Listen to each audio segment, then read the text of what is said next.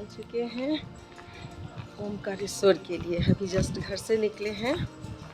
श्रुति हाय बोल दो, good morning करो हमारे व्यूवर्स को। देखें कब बस मिलता है, कौन सा बस मिलता है।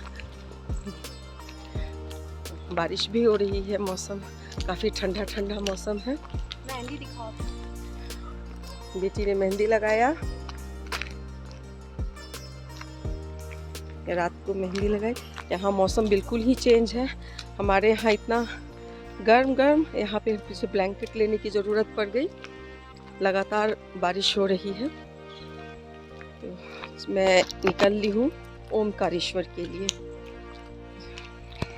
बहुत देर तक बस का इंतज़ार करने पे फाइनली हम लोगों को एक बस मिली।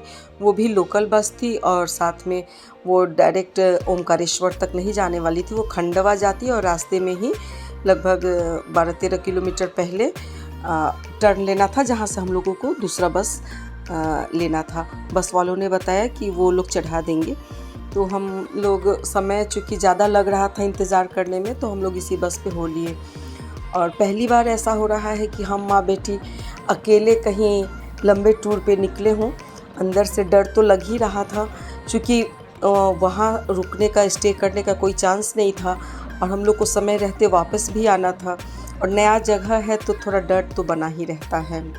फाइनली हम लोग आ चुके हैं मंदिर परिसर में, जहाँ से एक छोटा सा कॉरिडोर जैसा बना हुआ था, जहाँ ऑटो ने हम लोगों को उतार दिया।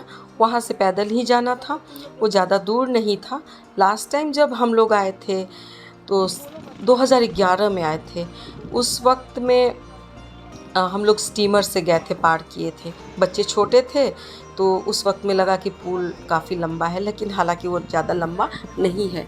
तो इस बार हम माँ बेटी पैदल पैदल ही आए। और ये ब्रिज नर्मदा नदी के ऊपर बनी हुई है। ओमकारेश्वर नाथ नर्मदा नदी के किनारे हैं और नदी के एक छोर पे ओमकारेश्वर है तो दूसरी छोर पे ममेश्वर है।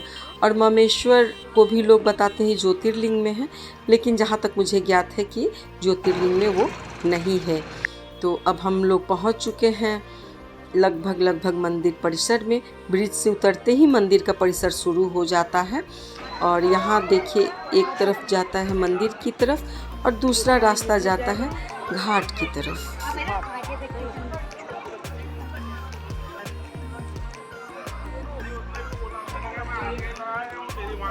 मंदिर का रास्ता बहुत चौड़ा नहीं था, लेकिन दोनों तरफ पूजा सामग्री का दुकान पूरी अच्छी तरीके से लग चुका था। और जैसा कि हर मंदिर के परिसर में होता ही है, पूजा सामग्री मिलता ही है।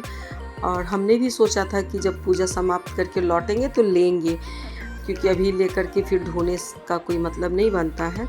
तो हम लोग आ चुके हैं, मंदिर में लाइन लगने वाले हैं। यहाँ के लोगों के हिसाब से तो भीड़ बिल्कुल नहीं है, लेकिन मेरे लिए काफ़ी भीड़ था।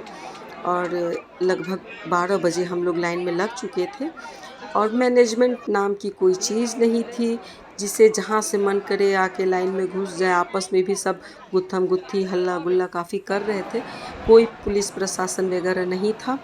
जबकि उज्जैन में इससे ज़्यादा भीड़ होती है, लेकिन मैनेजमेंट के कारण बहुत ही सरल तरीके से और बिना कष्ट के दर्शन हो जाता है।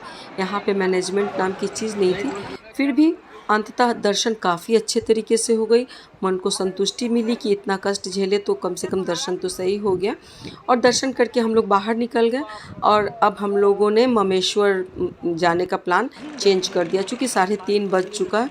तो कहीं वापसी बस मिलेगी या नहीं मिलेगी, मिलेगी भी तो वहाँ पहुँचते पहुँचते लेट हो जाएगी, तो रिस्क लेना सही नहीं था। माँ बेटी अकेले थे, तो हम लोग ने वो प्लान चेंज कर दिया कि ममेश्वर जाने का। अब हम लोग यहाँ से सीधे निकलेंगे, कुछ खा पी करके बस पकड़ लेंगे वापसी के लिए। और मैं आपको दिखा रही हूँ, ये देखिए, यही है ओमकारेश्वर मंदिर का मंदिर और इसके जस्ट अपोजिट ये ऑरेंज कलर का पताका जो है, ये है ममेश्वर मंदिर।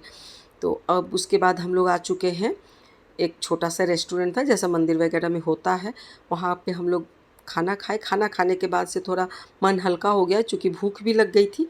उसके बाद हम लोग ने बस ले लिया जो इंदौर वाली बस थी, और उसने बताया कि बीच रास्ते में वो दूसरे बस पे या मैजिक पे बैठा देगा जो हम लोगों को अपने शहर लेके चला जाएगा।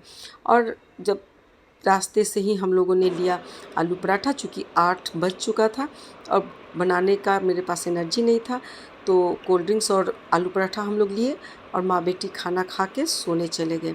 तो इसी के साथ मैं आज का अपना ये ब्लॉग समाप्त करती हूँ। मिलते हैं अगले ब्लॉग में। बाय।